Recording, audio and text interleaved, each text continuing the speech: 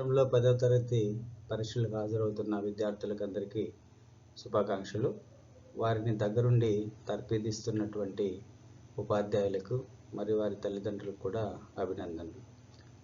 ఈరోజు బయాలజికల్ సైన్స్లో 50కి 50 మార్క్స్ ఎలా తెచ్చుకోవాలి, అదేవిధంగా ఎలా పాస్ అవ్వాలి పరీక్షని అనే అంశాలని ఈ వీడియోలో చర్చిస్తున్నాను.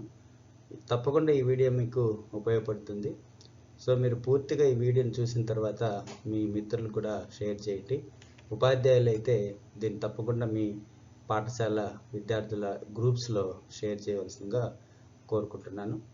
ఇంతవరకు మీరు ఛానల్ని సబ్స్క్రైబ్ చేసుకోకపోతే సబ్స్క్రైబ్ చేసుకోండి. మిగిలిన సబ్జెక్ట్స్ యొక్క వీడియోస్ని కూడా మీరు వీక్షించడానికి అవకాశం ఉంటుంది.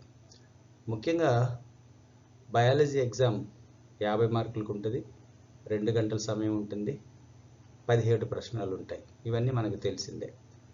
కానీ జీవశాస్త్రం అనేది చాలా సులభమైనటువంటి సబ్జెక్టు. సులభంగా మార్కులు తెచ్చుకొని హైయెస్ట్ మార్క్స్ సైన్స్లో సాధించడానికి A1 గ్రేడ్ సాధించడానికి కూడా దోహదపడేటువంటి సబ్జెక్ట్ ఇది. సో ఇప్పుడు మనం వరుసగా ఎలాంటి అంశాలు ఇందులో వస్తే పరీక్షకి ఎలా సన్నద్ధం అవ్వాలనే అంశాలని మనం చూద్దాం. ఇక్కడ మనం ప్లాన్ ఏ, ప్లాన్ బిగా డివైడ్ చేసుకున్నాం. సో చాలా వరకు మనం SART మోడల్ పేపర్స్ పైన, అంటే వాళ్ళు 3 మోడల్ పేపర్స్ మనకి అందించారు.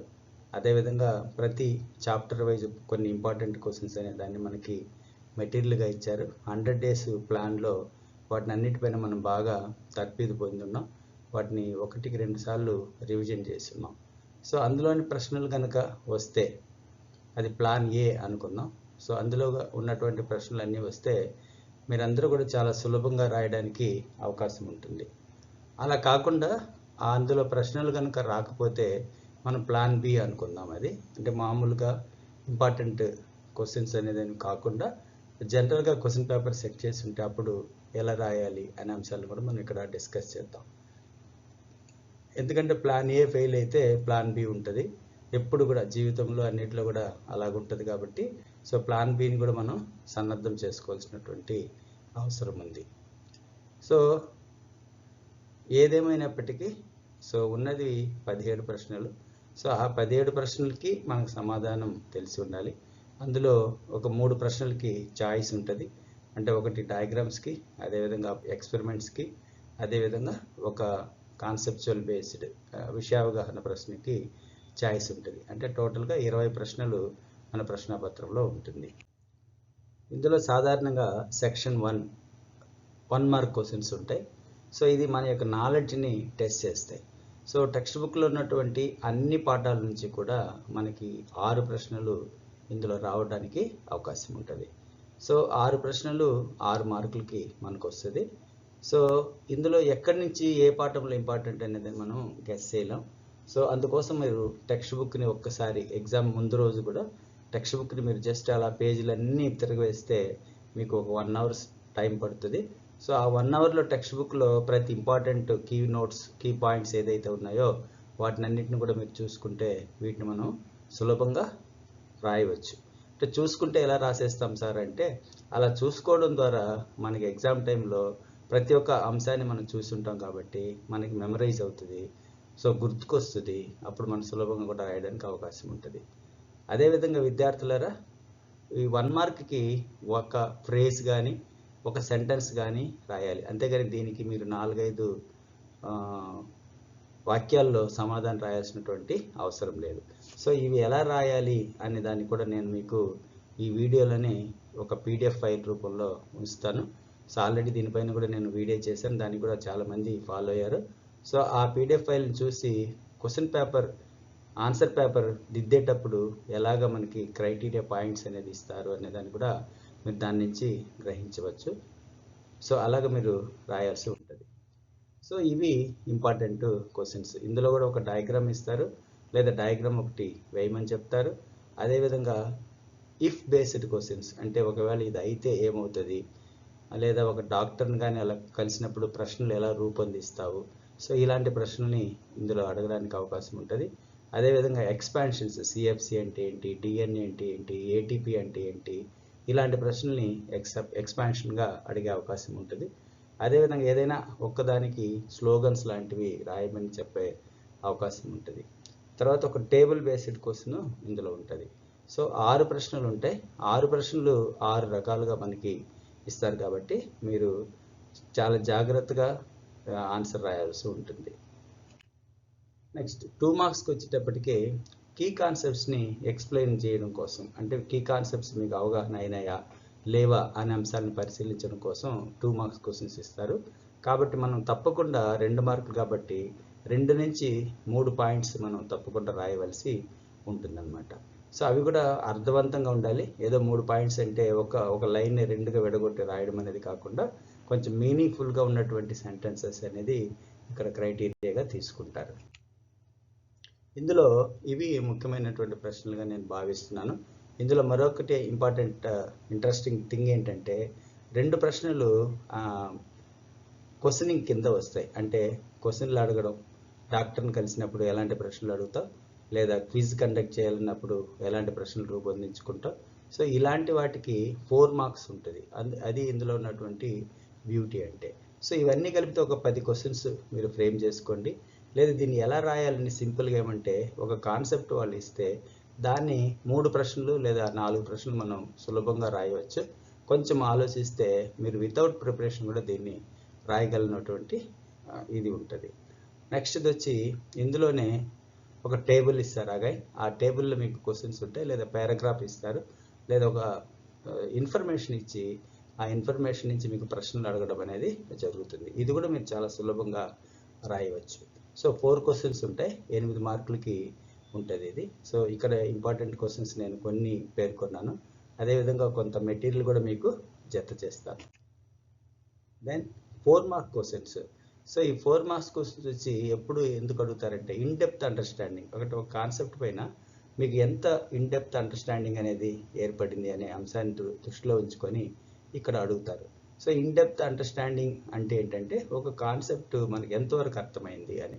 సో ఎగ్జాంపుల్కి హైపర్ టెన్షన్ ఉంది. సో హైపర్ టెన్షన్ అంటే ఏంటి, అది ఎందువల్ల కలుగుతుంది, సాధారణ రక్తపీడనం అంటే ఏంటి, సో అది పెరిగితే హైపర్ టెన్షన్ వస్తుంది.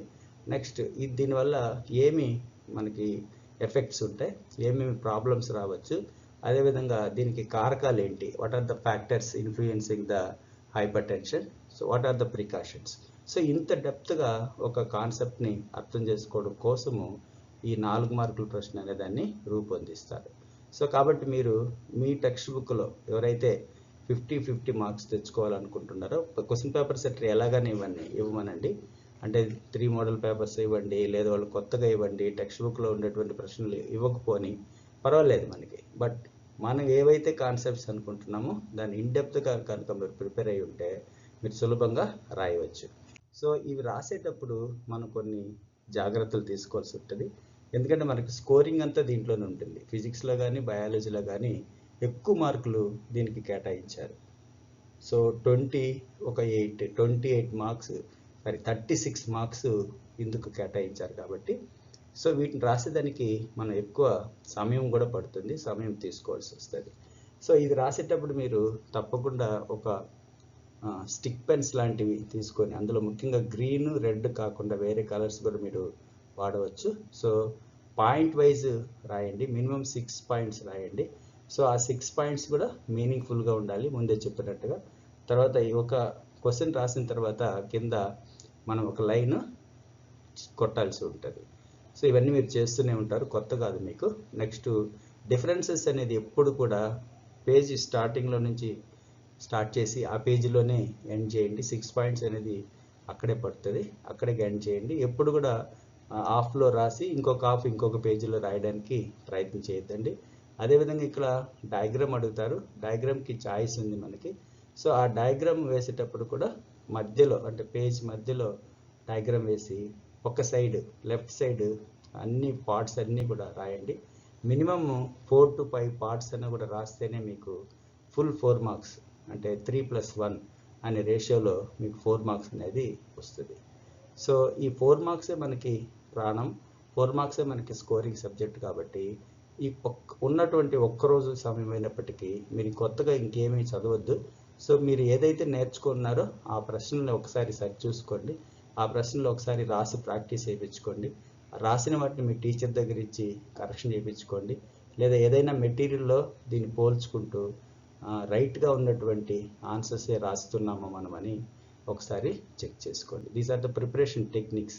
అంటే ఏదో ఒకటి చదవడము, బాగా చదివినాను, అక్కడ క్వశ్చన్స్ రాలేదు, నేను సరిగా రాయలేదు అనకుండా ఈ ప్రిపరేషన్ టెక్నిక్స్ అనే దాన్ని మనం యూజ్ చేయాలి. సో అలాగే ఇందులో కొన్ని ఇంపార్టెంట్ క్వశ్చన్స్ అనేది ఇవ్వడం జరిగింది. సో వాటిని కూడా మీరు ప్రాక్టీస్ చేయొచ్చు. సో ఎగ్జాంపుల్కి ఫస్ట్ లెసన్ లైఫ్ ప్రాసెస్లో మనకి ఆర్టరీస్ వీన్స్ అనే క్వశ్చన్ నేను ఎక్స్పెక్ట్ చేస్తున్నాను. సో అదేవిధంగా నెఫ్రాన్ స్ట్రక్చరు అది ఎలా ఫంక్షన్ చేస్తుందని కూడా రావచ్చు. తర్వాత డిఫరెన్సెస్ మీకు అందరికీ తెలుసు, ఏరోబిక్ అండ్ ఎన్రోబిక్, లేదా sexual reproduction, asexual reproduction. So ఇలాంటివి సెలెక్టెడ్ క్వశ్చన్స్, అందరు రాయదగినటువంటి ప్రశ్నలు రాయొచ్చు.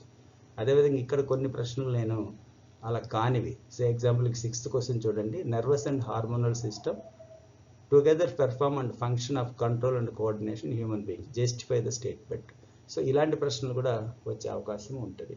సో దీనికి మీరు రాయాల్సింది నర్వస్ హార్మోన్ సిస్టము ఎలా ఫంక్షన్ చేస్తాయని రాయిస్తే సరిపోతుంది. క్వశ్చన్ ఏదో కొత్తగా ఉంది కదా అని మీరు వదిలేయాల్సినటువంటి అవసరం లేదు.